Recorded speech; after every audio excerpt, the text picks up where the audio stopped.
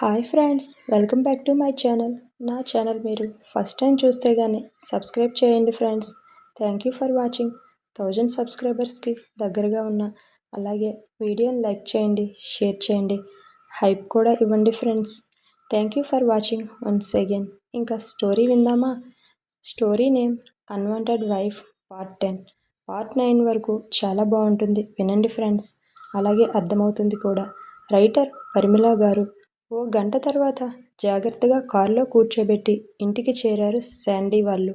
ఎత్తుకుని బెడ్పై పడుకోబెట్టి డోర్ దగ్గరగా వేసి సూప్ ప్రిపేర్ చేసే పనిలో పడ్డాడు శాండీ. మీ వైఫ్ అనే పదం ఉక్కిరిబిక్కిరి చేస్తుంది శాండీని. అంతటి అదృష్టం కూడానా నాకు మహీతో అనుకుంటాడు. వ్యాలెట్ నుండి ఫోటో తీసి చిట్టి రాక్షసి ఐ లవ్ యూ అని ఫోటో ముద్దు పెట్టుకుని ఏవో ఆలోచనలో పడ్డాడు అక్కడే. బాయిల్ చేస్తున్న నీళ్లు బాగా మరుగు సౌండ్ వచ్చేంత వరకు పొంగిపోయి చేతి మీద పడితే గానీ ఆ స్పర్శ తగిలి ఊదుకుంటూ అబ్బా అనే స్పృహలోకి వచ్చాడు శాండీ. సూప్ రెడీ చేసి తీసుకుని వెళ్ళాడు శాండీ. భుజం తట్టి చిన్నగా లేపే ప్రయత్నం చేశాడు మహీని. ఇంజెక్షన్ ప్రభావం మగతగా కళ్ళు తెరిచింది, మళ్ళీ మూసేస్తుంది నీరస స్వరంతో. నాన్నమ్మ నాన్నమ్మ అని కలవరిస్తోంది మహి. ఏంటి అలా మాట్లాడుతుంది అనుకుంది శాండీ. నాన్నమ్మను కలవరిస్తుంది, ఇప్పుడెలా చెప్తే వాళ్ళు టెన్షన్ ఫీల్ అవుతారు, చెప్పకుండా ఉండలేనే అని సందిగ్ధంలో పడ్డాడు శాండీ. ఏం చేయాలో కూడా అర్థం అవ్వలేదు. ఇలాంటి సమయంలో చెప్పకూడదని మహి గెటప్ కొంచెం సూప్ తాగితే హెల్త్ సెట్ అవుతుంది అని తనని టచ్ చెయ్యి లేపబోతాడు. ఎంతకీ లేవకపోయేసరికి బొగ్గలు తట్టుతున్నాడు. కనులు తెరవలేక మూసేస్తుంది మహి స్పృహ లేనట్టుగా. ఒడిలో పడుకోబెట్టుకుని ఓ చేత్తో లిప్స్ ఓపెన్ చేసి స్పూన్తో కొద్ది కొద్దిగా సూప్ను తాగించాడు.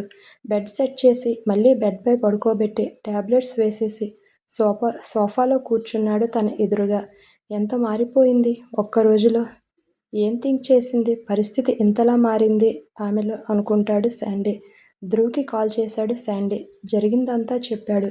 శాండీ కాల్ కోసమే ఎదురు చూస్తున్నట్టు టక్కున ధ్రువ్ ఫోన్ లిఫ్ట్ చేసి మహి ఎలా ఉందిరా? బానే ఉందిగా, కాల్ చేయమని చెప్పు. నా కాల్ ఇగ్నోర్ చేస్తుంది ఎందుకని అని 10 సార్లు టెన్షన్తో అడుగుతాడు. అరే ఆగరా ఆగు, గ్యాప్ తీసుకో కొంచెం, నీ బ్రీత్ వణుకుతున్నట్టు వస్తుంది, తెలుసుకో, కూల్గా ఉండు, టెన్షన్ ఏం అవ్వకు అని శాండీ ధ్రువ్కి చెప్తాడు.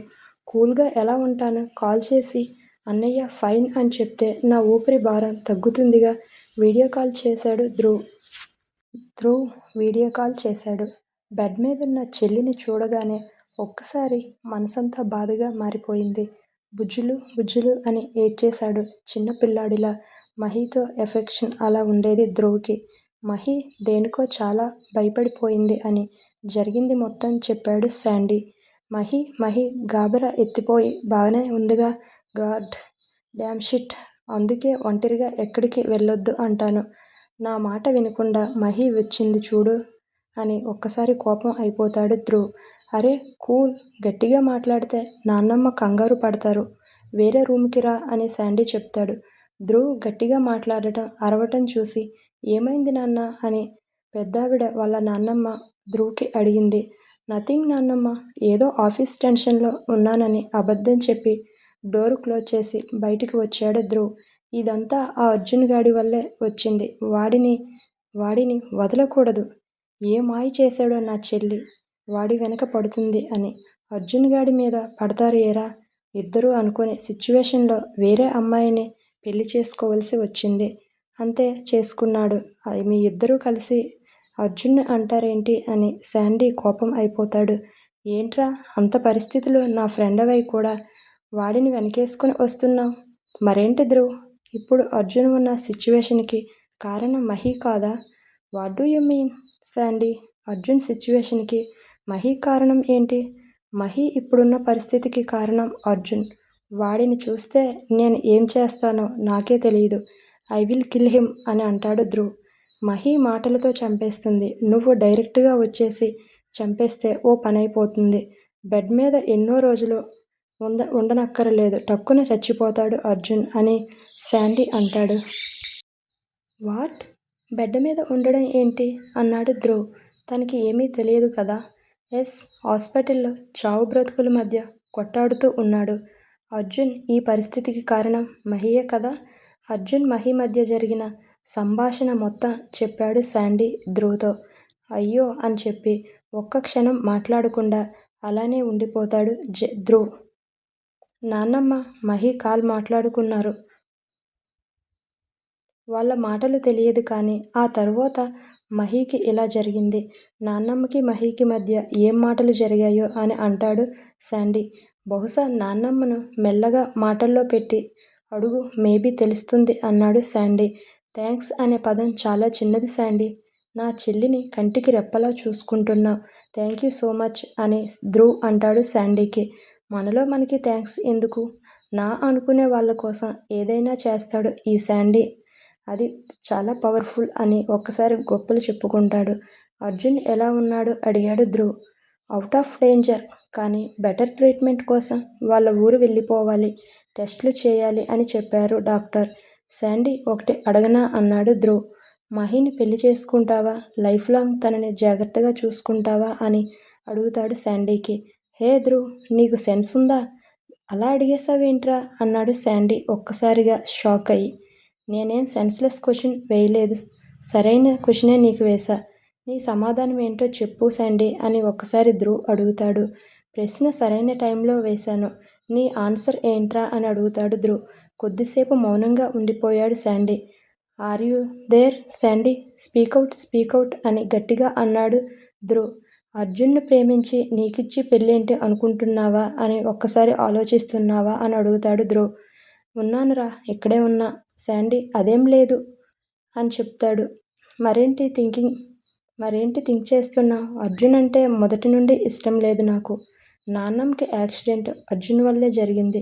బిజినెస్లో కూడా మా ఇద్దరికి అస్సలు నప్పడం లేదు. ఇంకా లైఫ్లో ఇద్దరం ఒకే ఇంట్లో తిరగాలన్నా అస్సలు ఉండలేం.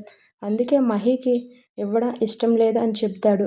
మాట్లాడవేమిరా, ఇష్టం లేదా ఫోర్స్ చేయను, take it your own time అని చెప్తాడు ధ్రువ్. ఇష్టం లేదని అన్నానా? లేదే. లైట్ ఫ్యాన్ అంటావు ఏంటి?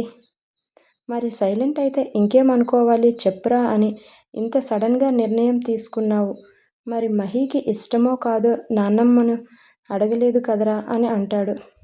సడన్ నిర్ణయం ఏమీ కాదురా, నాకు ఎప్పటి నుంచో మహీని తెలిసినవాడు మంచివాడికి ఇచ్చి పెళ్లి చేయాలనే ఆలోచన నాకు ఎప్పటి నుంచో ఉండేది. అర్జున్ మహీ లవ్ కూడా నాకు పెద్దగా నచ్చలేదు. యాక్సిడెంట్ తర్వాత నాన్నమ్మ హెల్త్ ఇష్యూ, పెరాలసిస్ అలాగే ఉండిపోయారు. క్యూర్ అవుతుందో లేదో కూడా అస్సలు తెలియటం లేదు. I'm sorry to say this. అసలు అమెరికాలో ఉన్నప్పుడు నిన్ను కాల్ చేసి అడగవలసింది, మహీని పెళ్లి చేసుకుంటావా అని. అప్పుడు నాకు ఆ ఆలోచన రాలేదు. అంత ఐడియా కూడా నాకు రాలేకపోయింది. నా చెల్లిని కంటికి రెప్పలా చూసుకుంటున్నావు, ఇంకేం కావాలి? దగ్గరుండి జాగ్రత్తగా చూసుకుంటున్నావు, ఇంతకన్నా నాకు నీ మీద నమ్మకం చాలు అంటాడు. అంటే ఏంట్రా, దగ్గరుండి చూసుకుంటే ఎవరికైనా ఇచ్చి పెళ్లి చేసేస్తావా? ఎవరికైనా అన్నాడు శాండీ గట్టిగా నవ్వుతూ. అలా కాదురా బల్బు, చెప్పేది వినే ముందు. మహీ ఇండియా బయలుదేరిన దగ్గర నుంచి ఇప్పటి వరకు ప్రతి క్షణం తనని కనిపెట్టుకుని చాలా జాగ్రత్తగా చూసుకుంటున్నా. అవును అయితే అని భుజాలు ఎగిరేశాడు శాండీ. ఐయామ్ హీరో అన్నట్టు. నీ కేరింగ్లో, నీ చేతలలో, నీ చూపుల్లో కనిపెట్టలేను అనుకున్నావా ఏంటి? తన మీద నీ ఒపీనియన్ ఏంటో అని. నాకు అదంతా తెలుసు అని అంటాడు ధ్రువ్. అబ్బా, కనిపెట్టేశాడా అని నాలిక కరుచుకొని హెడ్ రబ్ చేసుకున్నాడు. ఇందుకా బల్బు అన్నాడని అప్పుడు వెలిగింది బల్బు శాండీకి. నాకు మహి అంటే చాలా ఇష్టం. ఇన్నాళ్ళు చెప్పలేదు. ఎంత ఇష్టమంటే చెప్పలేనంత. నా చిట్టి రాక్షసి అని మహిని చూస్తూ అంటాడు. ఒప్పుకున్నట్టేనా అయితే బావగారు అని చిలిపిగా కన్ను కొట్టాడు ధ్రువ్. బావగారు అనే పిలుపు చాలా కొత్తగా వింతగా అనిపించింది శాండీకి. మనలో మనకి బావగారే, బావ బూరే అవసరమా అని అన్నాడు Sandy. Take care of her. Call cut అయ్యింది ఒక్కసారి. నా అమ్మోరు తల్లి ఈ విషయం తెలిసాక ఎలా స్పందిస్తుందో అనుకున్నాడు శాండీ హ్యాపీ మూమెంట్లో. పదండి వేద దగ్గరికి వెళ్దాం. మేము ఇద్దరం చాలా సంతోషంగా ఉన్నాం. అమ్మమ్మ అన్నీ సర్దుకొని టైం పడుతుంది కదా, కొంచెం టైం అవుతుంది అర్జున్ కూడా మారటానికి. అర్జున్ బాబు లవర్ ఉంటుండగా నిన్ను బాగా చూసుకుంటాడా అని అనుమానంగా అడుగుతుంది. ఇంతకీ ఇవన్నీ ఎవరు నీతో అన్నారు? ఆ అమ్మాయి ఆయన లవర్ కాదు, స్నేహితురాలు. పట్నంలో పెరిగిన వాళ్ళు ఒకరికి ఒకరు దగ్గరగా, క్లోజ్గా ఉంటారు. మనలా కాదు నాన్నమ్మ. నేను కూడా అప్పుడప్పుడు కొంతమంది అబ్బాయిలతో మాట్లాడాను. అంటే దాని అర్థం నాకు వాళ్ళందరూ ప్రేమికులనా? వాళ్ళు నా లవర్సనా అన్నట్టు మాట్లాడుతుంది. ఆ మారెప్ప నా బుర్ర కలుషితం చేశాడు తల్లి. ఇంకా ఎన్నో చెప్పాడు అర్జున్ వేద గురించి. ఆ యమ్మాయి దగ్గర నుంచి సరసాలు సరదాలు ఆడుకుని వస్తుంటే ఈ యాక్సిడెంట్ అయ్యిందని కూడా చెప్పాడు మారెప్ప. వాడికిచ్చి చేస్తే నీ జీవితం బాగుండేదని ఇంకా ఎన్నో మాటలు నాతో చెప్పాడు. సంసారం కూడా చెయ్యలేడు. నాలాంటి వాడికి ఇచ్చి చేయాల్సింది అన్నాడు. వాడి మాటలు అస్సలు నాకు వినాలనిపించలే. వెధవ, ఇదా నీ పని? ఇలాగే వదిలేస్తే లాభం లేదు. ఏదైనా చెయ్యాలి అనుకుంది మనసులో గట్టిగా వేద. ఆయన నన్ను బాగా చూసుకుంటున్నారు అమ్మమ్మ. డాక్టర్లు దానికి ఎటువంటి ఇబ్బంది లేదు అన్నారు. నువ్వేమీ కంగారు పడొద్దు. అసలు మనసులో భయపడొద్దు కూడా. అత్తయ్యగారు, మీరు అమ్మమ్మ మాట్లాడుతూ ఉండండి. ఒక్కసారి ఇంటికి వెళ్ళి ఫ్రెష్ అయి వస్తాను అని హాస్పిటల్ నుంచి వెళ్ళిపోతుంది. జాగ్రత్తగా వెళ్ళిరమ్మని ఇద్దరూ చెప్పారు వేదకి. నేరుగా ఇంటికి వెళ్ళిన వేద వాడు ముట్టుకున్న చోట సోప్తో రుద్ది రుద్ది ఫ్రెష్ అయ్యి అందంగా తయారయ్యి చీర కొంగు బొడ్డులో దోపుకుంది. తలనిండా పువ్వులు, కంటికి కాటుక పెట్టుకొని లైట్గా స్ప్రే కొట్టుకుని అద్దంలో చూసుకొని పెర్ఫెక్ట్ అనుకుంది. వంటగదిలో డబ్బా నుండి కారం కవర్లో పెట్టుకుంది కోపంగా. సరాసరి మారెప్ప తలుపు కొట్టింది. పాటలు వింటూ ఎంజాయ్ చేస్తున్న మారెప్ప తలుపు శబ్దం అవ్వగానే చేతికి ఉన్న వాచ్ చూసుకొని నీ టైమింగ్ అనుకున్నాడు వేద వచ్చిందేమోనని. డోర్ ఓపెన్ చేసి చూడగానే కళ్ళల్లో ఆనందం, నోటి వెంట వాటర్ ఫాల్స్ వదిలేశాడు వేదాన్ని చూస్తూ.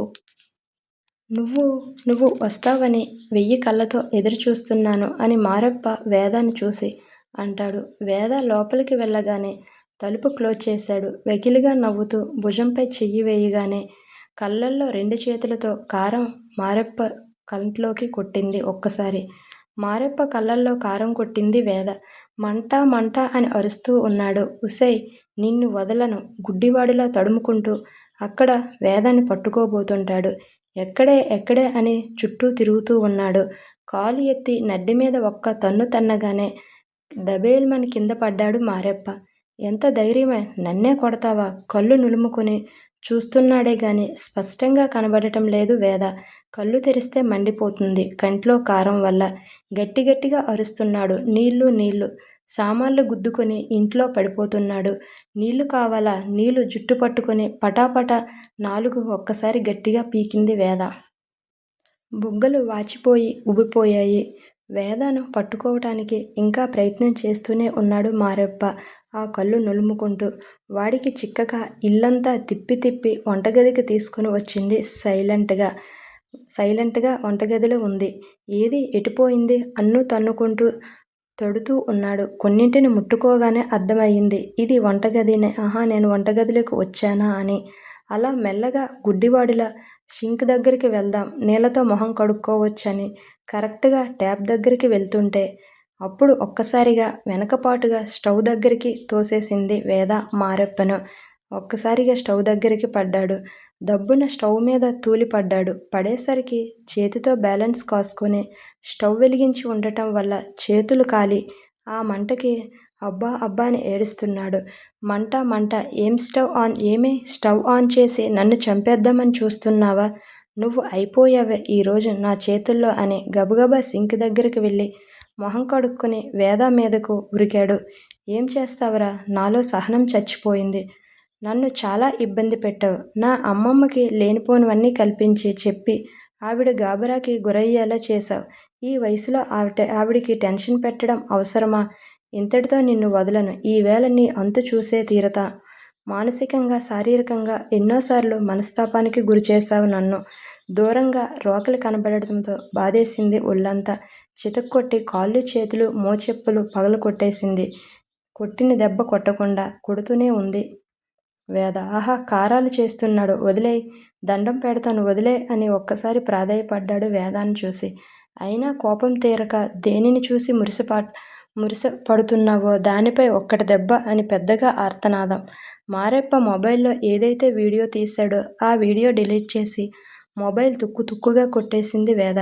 ఇక జన్మలో నువ్వు ఏ ఆడపిల్ల జోలికి వెళ్లకుండా చేశాను వెధవ. చావు నెత్తిమీద మోదేసి చీర సవరించుకుని ఎంచక్కా పోయింది. ఇంక మారెప్ప లేవలేడు అక్కడనుంచి. ఒళ్ళంతా నొప్పులు అయిపోయి మూలుగుతూ పడున్నాడు మారెప్ప. అర్జున్ ఆఫీసు వాళ్ళకి ఈ విషయం తెలిసి చాలా బాధపడ్డారు. Manager ambulance and special doctors ని తీసుకుని విజయనగరం చేరుకున్నారు. వేదాకి కాల్ చేసింది కళ్యాణి. ఇంకా రాలేదు. ఆఫీసు నుండి మేనేజర్ వచ్చాడని. వస్తున్నా అత్తయ్య, 5 నిమిషాలు అంతే, రెడీ అయి వస్తాను అని లగేజ్ మొత్తం ప్యాక్ చేసేసింది. హైదరాబాదు వెళ్ళిపోతున్నట్టు కరణంగారికి, పంతులుగారికి చెప్పి వారి ఆశీర్వాదం తీసుకుని హాస్పిటల్కి చేరుకుంది వేగంగా. అర్జున్ పరిస్థితి మొత్తం చెప్పాడు ఇక్కడ ఉన్న డాక్టర్ గారు.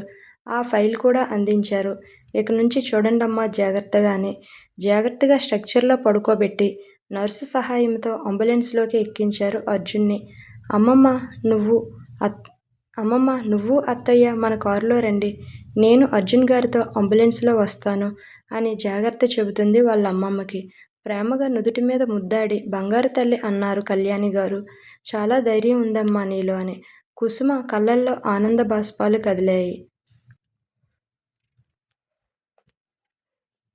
శాండీ వాళ్ళకి ఒక లెటర్ రాసింది వేద. అన్నయ్య, ఆ రోజు మీరు చేసిన హెల్ప్ జన్మలో మర్చిపోలేనిది.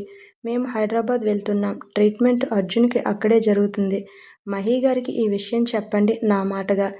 అర్జున్ గారిని కలిసి వెళ్ళండి ప్లీజ్ అని ఒకసారి ఆ లెటర్ రాసి పెడుతుంది. మరో ముఖ్య విషయం, అందరికీ ఆ రోజు మీరు ఫోటోలు చూసి ఏవేవో అనుకున్నారు, అదంతా నిజమే.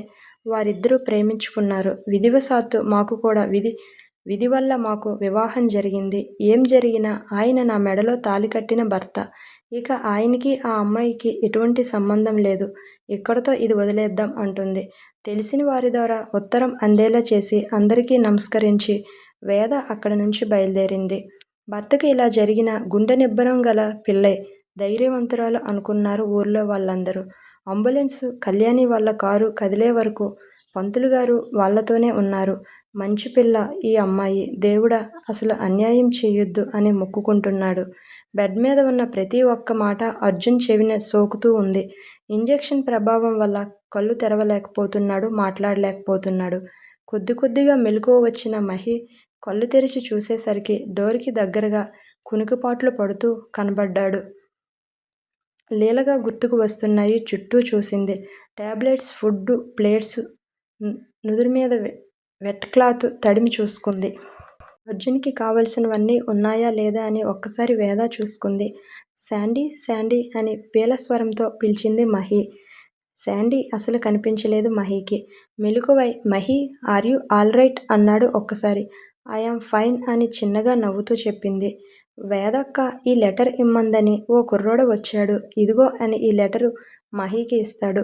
మూలిగే నక్క మీద తాటిటెంక పడినట్టు చలిగాలికి మూలుగుతున్న కుక్కలాగా నీరస స్వరంతో మూలుగుతున్నాడు ఒక మూల మారెప్ప. ఏడుస్తూ ఉన్నాడు. అక్కడికే కదలలేక మెదలలేక పడున్నాడు. ఒళ్ళంతా చిత్రగా కొట్టేసింది. బాడీ కకలావికలం అయిపోయింది. చాలా నొప్పులు భరిస్తూ ఉన్నాడు మారెప్ప. కానీ ఆ ఇంట్లో ఎవరూ లేరు కాపాడడానికి. మారెప్ప ఇంట్లో పనిచేసేవాడు లోనికి వస్తూనే, ఇదేంటి తలుపులు తీసి ఉన్నాయి ఇంత పొద్దున్నే, నేను పనికి వచ్చే వేళ అయ్యిందని ముందే తలుపులు తీసి ఉంచాడా మారెప్ప అని అనుమానంగా ఒక్కసారి లోపలికి వెళ్ళాడు. ఏమీ అర్థం కాలే. కానీ ఎక్కడి నుంచో సౌండ్ వస్తుంది.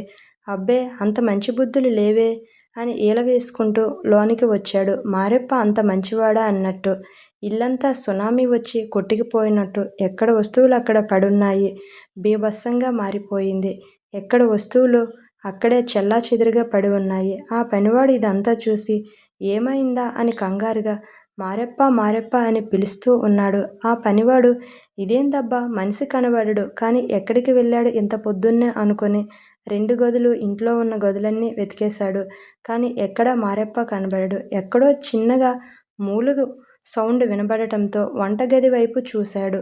ఆ వంటగది దగ్గర మారెప్ప ఏడుస్తూ కూర్చున్నాడు. ఆ గది చిందరవందరగా ఉంది. ఎవరో ఏదో చేసినట్టు ఆనవాళ్లు స్పష్టంగా కనిపిస్తున్నాయి. ఏమైందా అని పనివాడు అడగలేక మారెప్పతో మాట్లాడుతున్నట్టు వెళ్ళాడు. కిందపడి మారెప్ప మారెప్ప అని మెల్లగా తట్టి పిలిచాడు. ఏమైంది? ఏం జరిగింది? ఒక్కసారి చెప్పండి అనేసి పనివాడు అడుగుతాడు. ఇదేంటి మారప్ప? అయ్యో! నిన్నెవరు ఇలా కొట్టారు? కుక్కని కొట్టినట్టు కొట్టారు అని లేవదీసి చంక కింద చెయ్యి వేసి హాల్ వరకు నడిపించాడు మారప్పని చైర్లో కూర్చోబెట్టుకుంటూ. ఏం జరిగింది అసలు? ఎందుకు ఇలాంటి పరిస్థితి వచ్చింది నీకు? అని ఆ పనివాడు అడుగుతుండగా నడవలేకపోతున్నాడు. కుంటుకుంటూ నడిచి ఏదో విధంగా సోఫాలో కూర్చుంటుండగా పెద్ద ఆర్తనాదం. ఏమైందా అని కంగారు పడిపోయాడు మారెప్ప. పనివాడు కింద ఏదైనా గుచ్చుకుందా అన్నట్టు అడిగాడు. వేద కొట్టిన దెబ్బకి ముందు వెనక డ్యామేజ్ చాలా ఎక్కువైపోయింది. ఏం చెప్పలేను నా పరిస్థితి గురించి అని మారెప్ప ఏడుస్తూ ఉంటాడు. అరే హాస్పిటల్కి తీసుకుని వెళ్ళరా, నీకు దండం పెడతాను అన్నాడు మారెప్ప తనని బ్రతిమాలుతూ మాట్లాడాడు. మారెప్ప జీప్లో హాస్పిటల్కి తీసుకొని వెంటనే స్పీడ్గా తీసుకుని వెళ్ళాడు. డాక్టర్ అర్జెంట్ కేసు చూడండి అనేసి మారెప్పని తీసుకువచ్చి డాక్టర్కి చూపించాడు. మారెప్ప బెడ్పై పడుకోలేక కూర్చోలేక ఇబ్బంది పడిపోతున్నాడు. అంత గట్టిగా వేద కొట్టింది. ఎవరయ్యా ఇంతలా కొట్టారు? కక్ష సాధింపులాగా ఉందే, పిచ్చి కుక్కని కొట్టినట్టు కొట్టారు అని డాక్టర్ అడుగుతూ ఓ ఆడపిల్ల చేతిలో తుక్కు తుక్కుగా తన్నులు తిన్నాను అని అంటే పరువు మొత్తం పోతుందని చెప్పక సైలెంట్గా ఉన్నాడు ఏమీ చెప్పకుండా. అని సరేలే నాకెందుకని చెప్పి డాక్టర్ ట్రీట్మెంట్ స్టార్ట్ చేశాడు. కుక్క అంటే గుర్తుకు వచ్చింది, మొన్న కుక్క కూడా కరిచింది అని చెప్పాడు మారెప్ప పనివాడు.